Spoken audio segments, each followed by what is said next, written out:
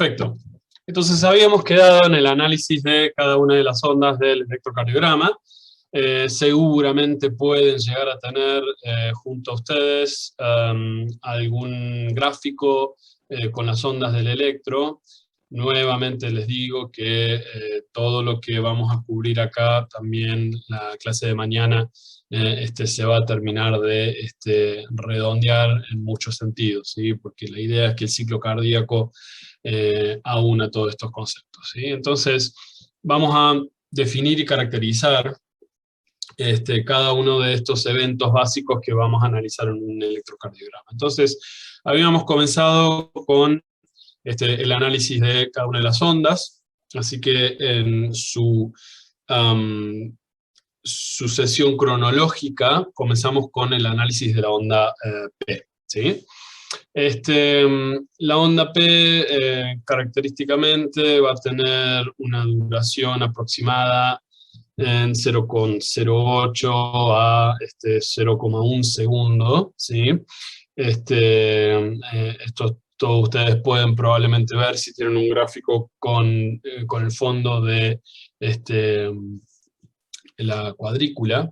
Supongo que podemos ir atrás y adelante con esto como para volver a repasar esto acá, ¿sí?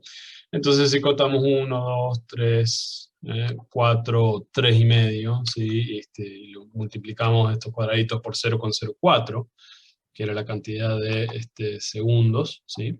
Entonces ahí nos va a dar justamente en cada uno. Entonces en este gráfico tenemos que más o menos estaría durando 0,07 segundos, que es la duración normal de la onda P, ¿sí? Nuevamente a la tabla, entonces vamos a recordar que la onda P representa la onda de despolarización que se comienza a propagar desde el nodo sinoatrial o nodo sinusal a través de las aurículas, ¿sí? Hay que definir que ambas aurículas, ¿sí?, se despolarizan al mismo tiempo. Entonces, cuando vemos la onda P, tanto la aurícula izquierda como derecha está contemplada justamente en la misma onda, ¿sí?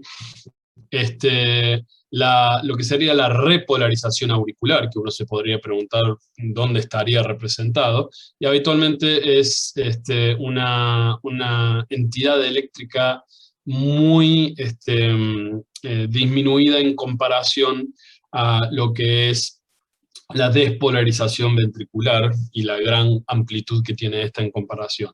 Pero sí, las aurículas se repolarizan, pero no tenemos un evento visible en el electrocardiograma de justamente la repolarización auricular, ¿sí?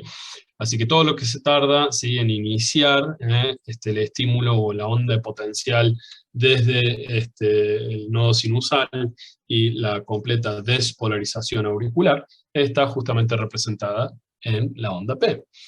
Y justamente las células miocardiocitarias especializadas, que justamente constituyen este grupo de células del nodo sinusal, tienen la propiedad justamente del automatismo, ¿sí? Entonces inician de manera automática y con las características que hacen a que este sea el marcapasos intrínseco cardíaco, ¿sí?, para que justamente sea quien en la actividad intrínseca esta sea justamente la más alta. La actividad intrínseca significa los fenómenos a los cuales va a ser gatillados las distintas potenciales de acción en cada uno de los lugares donde va a haber una corriente eléctrica de despolarización. Entonces, en cada uno de los nodos vamos a determinar la cantidad de actividad intrínseca, y esto ya lo habíamos hablado cuando vimos que la más alta, probablemente, va a estar siempre en el nodo sinoatrial, y por eso el ritmo, ¿sí?, se va a iniciar en este grupo de células, y es justamente lo que da origen al concepto de ritmo sinusal. ¿De acuerdo?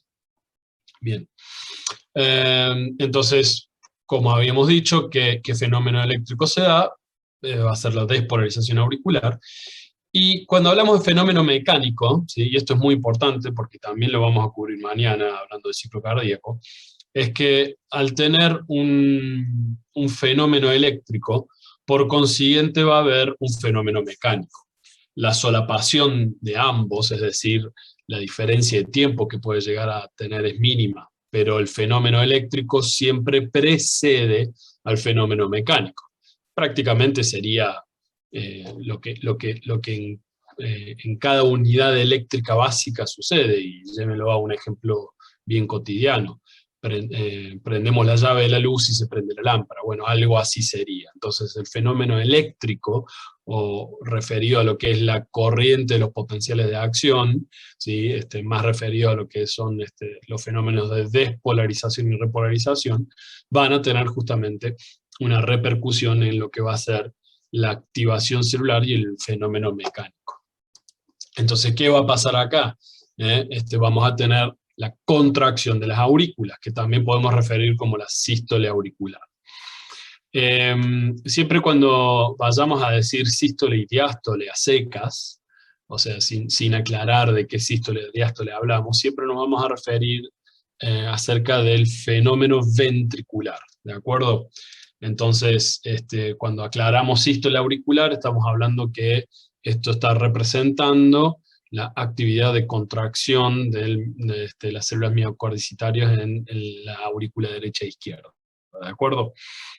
Así que si le es necesario aclarar cuando estén repasando esto verbalmente, traten de, digamos, concentrar y elegir un concepto de cómo nos vamos a explicar, ¿sí?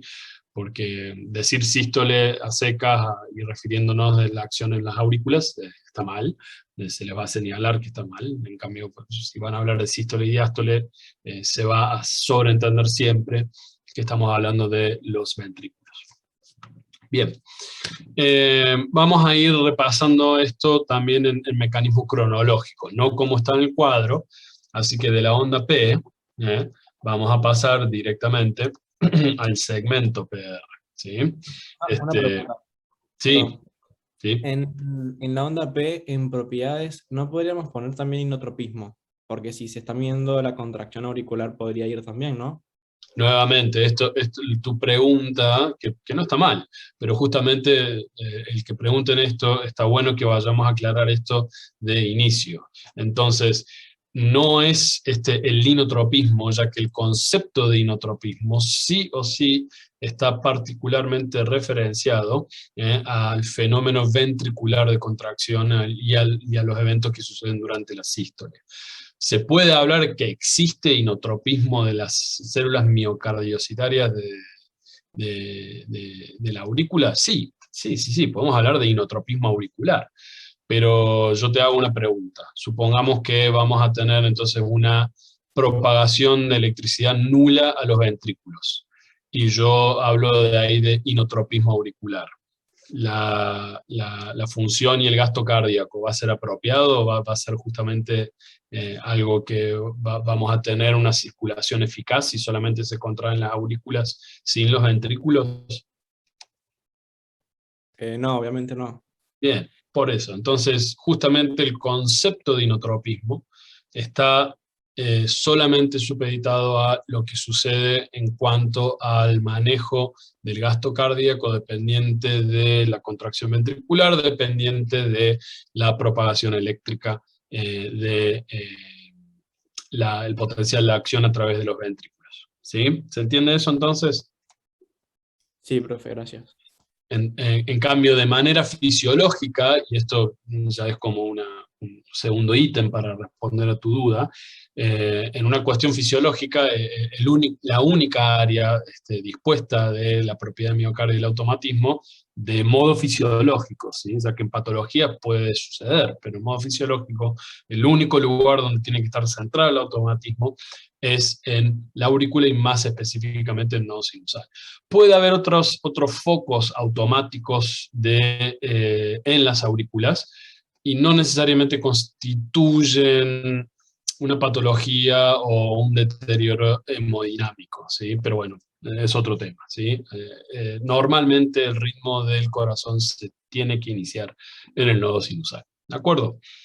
Bien, entonces estos son los fenómenos que vamos a analizar en cada uno de estos momentos, ¿sí?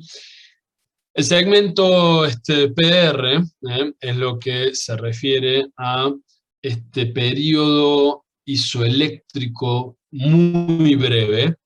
No hay necesariamente, y acá siempre estuve parcialmente de acuerdo en que pongamos la duración normal de lo que es el segmento.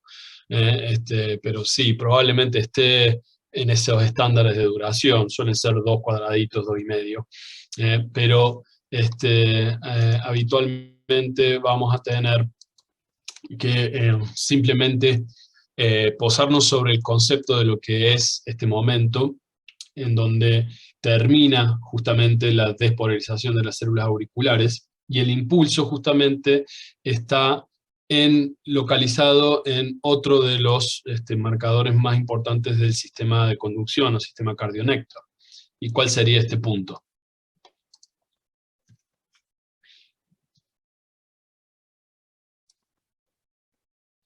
¿A dónde llegó la onda de despolarización en este momento en el segmento PR? A los Luis, acá. En el nodo auriculoventricular. En el nodo auriculoventricular. Perfecto, ¿sí? Entonces, en el nodo auriculoventricular, justamente el nodo auriculoventricular representa un poco la pausa de conducción, ¿sí? Eléctrica al corazón, ¿de acuerdo? Entonces, esto hace que tengamos este pequeño momento, esta pequeña pausa, si se quiere, de milisegundos, para comenzar la conducción, ¿sí? O anticipar, mejor dicho, la conducción hacia el sistema ventricular, ¿de acuerdo?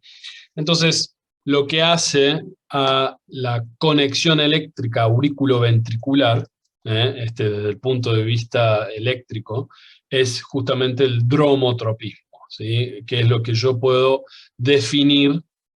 El concepto de conducción en este caso quiere decir que vamos a tener una reciprocidad fluida entre las aurículas y los ventrículos. Es decir, el fenómeno de contracción que se va a comenzar en las aurículas, luego pasa a los ventrículos, y quien regula esta actividad es justamente el nodo auriculoventricular, ¿de acuerdo? Si tenemos un ritmo nodal, es decir, cuando patológicamente se inicia el nodo auriculoventricular, habitualmente es mucho más bajo este gatillo intrínseco. Por eso justamente hablamos de quién inicia el automatismo siempre en nodo sinusal. Hay una regla muy básica en lo que es la conducción intrínseca cardíaca, que es el que late más rápido gana, ¿sí? Entonces, el nodo auriculoventricular se encarga de hacer justamente la toma del potencial de acción cardíaco al finalizar, la despolarización auricular, para comenzar justamente la despolarización ventricular, ¿sí? Entonces tenemos otra porción de conducción en esa línea isoeléctrica, que es justamente el haz de His, ¿sí? Es muy corto y no tenemos eventos, ¿sí? Ya sea de potencial de acción positiva o negativa. Siempre vamos a tener el segmento PR de manera isoeléctrica. Entonces, en este momento, prácticamente coincide con la finalización del llenado y el cierre de las válvulas AB. No voy a repasar todos los eventos porque la idea es que vamos a hacer todo eso mañana. Bien.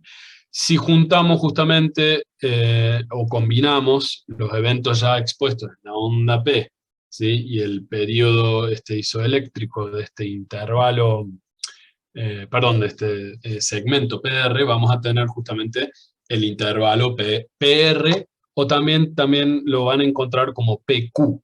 Recuerden que no en todas las derivaciones, como habíamos dicho, vamos a tener la onda Q visible, que es la primera deflexión negativa luego de la despolarización auricular, eso es lo que se define en la onda Q. Entonces a veces el complejo QRS son complejos RS, ¿sí? Entonces por eso ahí sí pueden usar de modo intercambiable el concepto de segmento PQ, segmento PR, y lo mismo para el intervalo, ¿de acuerdo? Entonces el intervalo, ¿sí?, va a tomar todo lo que sucedió que escribimos en la onda P, automatismo, y todo lo que escribimos en el segmento PR, que es el dromotropismo y la conducción. Así que los fenómenos eléctricos es simplemente la sumatoria de todas las aurículas, perdón, de las aurículas, todas las aurículas, de las aurículas despolarizando, y cómo es la conducción justamente en el nodo auriculoventricular, ¿sí? Así que vamos a combinar la contracción auricular con la culminación del llenado ventricular y el cierre de las válvulas auriculoventriculares, ¿sí? Bueno, entonces ahí ya cubrimos los fenómenos principales del comienzo de esto, ¿sí? Acá sí es muy importante tener en cuenta que la duración de esto habitualmente es hasta 0,20, 0,22 segundos, es habitualmente la duración, ¿sí? Si el intervalo PR es mayor a este límite, entonces ahí tenemos el concepto de bloqueo, o sea que tenemos una alteración de la conducción, vamos a tener un bloqueo auriculoventricular. El bloqueo auriculoventricular puede ser simplemente un mayor tiempo en que dura justamente este fenómeno, y si aumenta la complejidad de este bloqueo, ahí podemos tener una disociación completa entre el ritmo auricular y el ritmo ventricular, ¿sí? Este tipo de bloqueos muy avanzados son, por ejemplo, causas para colocar un marcapasos externo, ¿sí?, en personas que tienen este tipo de bloqueos muy avanzados, ¿de acuerdo? Bueno, siempre hay que tirar un poquitito de patología para hacer la cosa un poquito interesante. Bien, entonces ahora, sí. Perdón, pero va, así de chusma nomás. No, no pasa nada. Este tipo de bloqueo que mencionó, que honestamente no me acuerdo el nombre, pero en definitiva un bloqueo entre aurículo y ventrículo, es bastante peligroso, bastante jodido, Sí. si se quiere. Sí, sí. Insisto, hay un espectro de bloqueo, ¿sí? O sea, no todo bloqueo es jodido, como bien lo caracterizaste. Jodido Sí, es un no es término ni blanco médico ni aceptado. negro, sino... Desde ya lo vamos a decir, pero sí, bueno, si es vamos a... aceptado, es válido. Sí, sí, sí, en círculos internos, pero trate de no decirlo en un examen.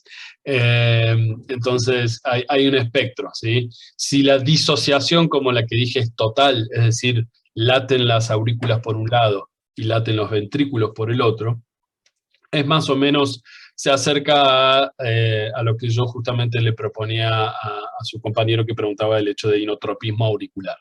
Entonces, eso quiere decir que las aurículas van a estar latiendo por su camino, y los ventrículos, con su muy bajo ritmo intrínseco, habitualmente hace que el bloqueo auriculoventricular completo, o de grado 3, como se clasifica, son frecuencias cardíacas muy bajas. Así que sí, eso puede llevar a síncope o desmayo, y eventualmente, si la persona ocurre en personas muy añosas, esto hace poner en riesgo la circulación coronaria de una manera bastante alta, que habitualmente estas son personas que pueden tener factores de riesgo y hacer que sean mucho más propensos a una pérdida de irrigación miocárdica importante, y bueno, sufrir muerte súbita en un caso extremo, ¿sí? Entonces, por eso es importante en el análisis del electrocardiograma ver cómo está el intervalo PR y cómo es, dicho sea de paso, lo que es la correspondencia de cada onda P con su complejo QRS, ¿sí? Ya que visto en lo que es en el ámbito objetivo y amplio de la interpretación electrocardiográfica, esto también nos está diciendo que la correspondencia de cada onda P con su complejo QRS está hablando de una correcta conducción auriculoventricular. Entonces acá también tenemos como otra división muy amplia en el electrocardiograma, que habla sobre el segmento A, auricular, y el segmento V, ventricular, ¿sí? Entonces todo lo que sería el intervalo PR o PQ sería el A, y todo el resto, ¿sí? Que sería el complejo QRS con el segmento ST, sería justamente la B. Pero bueno, esto es más para el estudio electrofisiológico más profundo. Comenzamos entonces con el fenómeno ventricular, que está representado en el complejo QRS. Entonces, el complejo QRS representa la despolarización ventricular, ¿sí? También hay una duración habitualmente acá, porque también podemos tener, si tenemos bloqueos auriculoventriculares, podemos llegar a tener también bloqueos interventriculares o hasta intraventriculares, mucho más complejos y difíciles de entender algunas veces. Pero podemos tener bloqueo de conducción interventricular, es decir, que la interacción eléctrica ventrículo-ventricular puede estar alterada. Entonces, tenemos que saber que el complejo QRS suele tener una duración, no sería tan estricto hasta 0,8 segundos, porque puede durar un poquito más bien 0,11, ¿sí? O sea, 0,08, como dice acá, suele ser un poquito conservador para mi gusto. En la mayoría de los lugares pueden llegar a ver que puede durar hasta 0,11, y esto no es algún tipo de bloqueo intraventricular o interventricular, ¿sí? Así que estoy de acuerdo. No suele haber tampoco mínimos, ¿sí? Ya que la conducción habitualmente puede estar en 0,04. Básicamente, para que también tengan una idea, 3 cuadraditos, ¿sí? A 3 cuadraditos y medio es la duración normal del complejo QRS. Entonces acá vamos a decir que sí, siendo que representa el vector de despolarización biventricular. Vamos a... perdón. Vamos a hablar sobre que esto es el periodo en donde se va a dar esta excitabilidad del miocardio en las células que se corresponden a ambos ventrículos, y esto sí va justamente con el concepto de inotropismo, es decir, no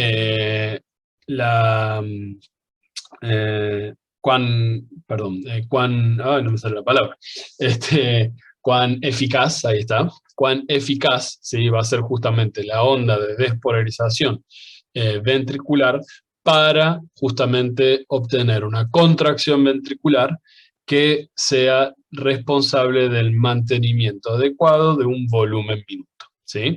O que justamente hable sobre una contracción ventricular adecuada para la perfusión periférica o para una sístole ventricular redundante, ¿sí? Para una sístole, entonces, que haga una perfusión periférica eficaz, ¿de acuerdo? Entonces, como ya dijimos que va a ser la despolarización ventricular, se van a contraer los ventrículos para dar lo que vamos a repasar mañana, ¿sí? El volumen eyectivo, ¿sí? El volumen expulsado cada ventrículo durante la sístole, ¿de acuerdo? Sigue otro periodo isoeléctrico cuando termina la despolarización ventricular, ¿sí? Que acá vamos a analizar, ¿sí? Ese segmento ST, ¿sí? Donde vamos a también tener otro fenómeno que habitualmente no se incluye en el análisis básico, pero bueno, acá justamente sí, que vendría a ser el punto J, que justamente es la unión o el punto que justamente otorga la finalización de este complejo QRS, o sea, cuando ya termina la onda S sería, y cuando comienza otro periodo de isoelectricidad que tenemos, cuando no tenemos ninguna deflexión positiva y negativa. Se da en particular el análisis de esta unión que hace al punto J, porque justamente las desviaciones de lo que es la línea isoeléctrica de este punto J, ya sea para abajo, o sea, un infradesnivel, o para arriba, o un supradesnivel, son una de las alteraciones que se dan en lo que es el infarto de miocardio, ¿sí? Lo que es la elevación ST o la disminución ST. No vamos a entrar en el estudio de esto, por supuesto, pero eso es justamente la importancia de mantener que este punto J esté al mismo nivel de lo que es la línea isoeléctrica o línea basal del resto de nuestro trazado electrocardiográfico normal, ¿sí? Eso es lo que justamente nos detenemos en tratar de representar este punto. Entonces este periodo isoeléctrico, ¿sí?, es el periodo en el cual comienza la fase, lo que se llama de plató, ¿sí?, del potencial de acción ventricular. Básicamente, ¿sí?, está dando la finalización del periodo sistólico para que comience el periodo diastólico, ¿de acuerdo? Entonces, acá vamos a tener la fase donde va a comenzar la repolarización ventricular, ¿sí? Entonces, nuevamente, vamos a segmento ST. Nuevamente, no hay valores normales que acá uno tenga que realmente ver, ¿sí? No hay valores absolutos que uno tiene que ver. No se mide normalmente su duración. Lo que es más importante es justamente la evaluación del punto J, ¿sí? Eso es lo más importante, pero no hay una duración, no hay mínimo y máximo del segmento ST. Entonces acá comienza lo que es la relajación o el lusitropismo, que es decir, el aprovechamiento, ¿sí?, de, el reciclaje, ¿sí?, del calcio intracelular para comenzar la repolarización ventricular. Y lo que es el comienzo, o mejor dicho, la porción en donde se transita la finalización de sístole y el comienzo de diástole. Y esto, recuerden, ¿sí?, que por más que vamos a hablar sobre relajación, esto puede llegar a dar la idea que es una instancia pasiva. Y no es pasiva, porque hay consumo de energía, hay consumo de ATP. Y este estadio de relajación ventricular durante diástole es algo muy importante, ¿sí? Y lo vamos a terminar de ver mañana en la explicación del ciclo cardíaco. Entonces, se está iniciando la repolarización ventricular, pero al mismo tiempo que este segmento marca su duración, la eyección ventricular continúa, pero está en su última fase, ¿de acuerdo? Entonces este segmento ST prácticamente es un punto en donde se da la finalización de la sístole y el comienzo de la diástole, ¿sí? Va a continuar esto entonces la onda T, ¿sí? La onda T representa justamente la fase 3 del potencial de acción, que es la repolarización ventricular, ¿sí? Y dura mucho más que la despolarización, ¿sí? Si vamos acá justamente a este gráfico, ¿sí?, comparen justamente la duración de lo que es el complejo QRS, que acá está ilustrado por un cuadradito y medio, y fíjense que en este cuadradito hasta acá, algunas veces incluyendo la onda U, que no siempre está presente, pero no vamos a complicarnos disecando la onda U, pero fíjense todo lo que dura la onda T. 1, 2, 3, 4, 5 cuadraditos y medio, ¿sí? Entonces la repolarización ventricular es mucho más larga que la despolarización, ¿sí? También, normalmente no hay una medida que indique patología en cuanto a la onda T en su duración. Sí, lo que hacemos es evaluar la amplitud, ya que muchas veces, por la prolongada apertura de los canales de calcio y de sodio, la onda T puede llegar a presentar amplitudes muy altas, más altas incluso que la onda R, cosa que esa es otra característica que siempre hay que analizar en el electrocardiograma. La onda T nunca tiene que ser más alta que las ondas R, ya que son dos ondas de flexión positiva que son fácilmente comparables. Así que cuando tenemos T muy voluminosas, hay que pensar en que podemos llegar a tener una alta concentración de sodio en la sangre o una alta concentración de calcio en la sangre, ¿sí? Entonces, tenemos que analizar justamente esto, más que la duración de la onda T, ¿sí? Bien. Entonces, una pregunta. Sí. ¿El acortamiento del segmento ST sí sería patológico? No necesariamente, porque se puede llegar a ver, sobre todo en personas como ustedes, adultos jóvenes, adolescentes, que ese acortamiento de la ST da el fenómeno de lo que se llama repolarización precoz. Entonces, en algunos electrocardiogramas podemos ver que ni bien termina el complejo QRS, tenemos casi que ahí nomás un cuadradito de punto J, y nuevamente el comienzo de la onda T. Pero bueno, en eso siempre hay que ver, por eso siempre digo, el electrocardiograma siempre va a estar relacionado a un paciente, ¿de acuerdo? Entonces tenemos que ver edad de ese paciente, tenemos que ver el sexo de ese paciente y tenemos que ver sobre todo síntomas de ese paciente, ¿sí? Así que si nosotros mostramos electrocardiogramas aislados, representando fenómenos que difieren o distan de un poco de este cuadro que estamos viendo, sí, van a haber ciertas variaciones de la normalidad y otras que no necesariamente van a ser variaciones de la normalidad, sino que van a ser algo patológico. Por eso no se mide habitualmente el segmento ST. Sí se ve el punto J para ver dónde está en relación a la línea isoeléctrica o a la línea basal del electrocardiograma. Entonces, una vez que tenemos el inicio de la onda T, continúa justamente la relajación miocárdica con lo que se llama, o lo que se denomina el lucitropismo, ¿sí? Básicamente es el hambre de calcio, para que justamente se logre una relajación miocárdica, pero con consumo energético. Continúa la repolarización ventricular, ¿sí? Y comienza lo que es el periodo de la diastasis, es decir, todo este periodo que es ya prácticamente el comienzo, ¿sí? De la fase de la diástole, para nuevamente comenzar otra fase de llenado diastólico o llenado ventricular, ¿sí?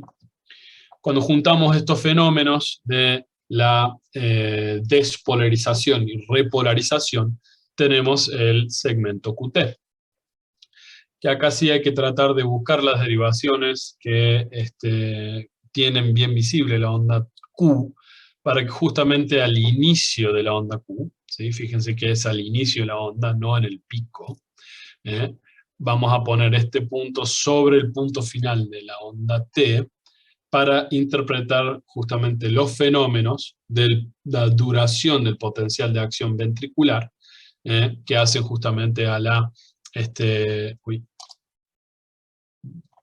despolarización y repolarización. Pero, ¿qué pasó? Bueno, no me quiere cargar más la cuadra. Ahí está.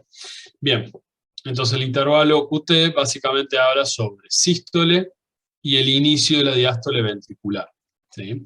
Ya que al comienzo de la onda P, ¿sí? Comenzamos nuevamente, todavía se está dando la última fase de llenado ventricular que corresponde justamente al fenómeno de diástole, ¿sí? Entonces acá se combinan tanto los conceptos de inotropismo y lucitropismo, y se da la despolarización y repolarización. El potencial de acción ventricular sí está establecido en una duración, y habitualmente es muy importante que acá se respeten los parámetros mínimos y máximos, que también, nuevamente, solo para que ustedes tengan una referencia, pero esto se va a profundizar el día que cursen más específicamente cardio, o justamente esto sobre estos intervalos. Y aparte el intervalo QT no se mide con los valores absolutos de los vectores en el cuadriculado, sino que se tiene que corregir en pos de una corrección que se llama, ¿sí? Entonces habitualmente vamos a hacer una medida en el electrocardiograma que es QT y una C en subíndice, que sería el QT corregido. ¿Por qué se tiene que corregir el QT? No les voy a preguntar porque me voy a tomar mucho tiempo y quiero terminar con lo que tenemos que ver hoy, porque justamente el intervalo QT, su duración, se va a relacionar con la frecuencia cardíaca. Entonces se toma en cuenta una frecuencia cardíaca y se pone en una fórmula para que el intervalo QTc corregido sea menor a 0,44, ¿sí? O 440 milisegundos. Esto varía mucho según la edad y el sexo, pero es simplemente un valor para tener en cuenta, ¿sí? Bueno, muy bien. Esto entonces terminamos de ver este cuadro. Puedo estar una hora más hablando de este cuadro, sobre todo resaltando fenómenos patológicos, pero la idea es que esto sea el inicio de aprender esto, y yo creo que lo van a ver reflejado mucho mejor mañana cuando veamos los conceptos de ciclo cardíaco. ¿Preguntas hasta aquí?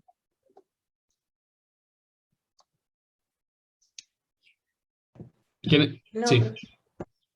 ¿No? Bueno, si necesitan que repita algo, vea algo, si no quedó claro alguno de los conceptos que dijimos, no tengo ningún problema. Si quieren comenzamos con el otro práctico, anoten si hay dudas de esto y las respondemos al final si les parece, ¿de acuerdo? Así Sí, profe. que dejamos de compartir y vamos a lo que nos compete el día de hoy.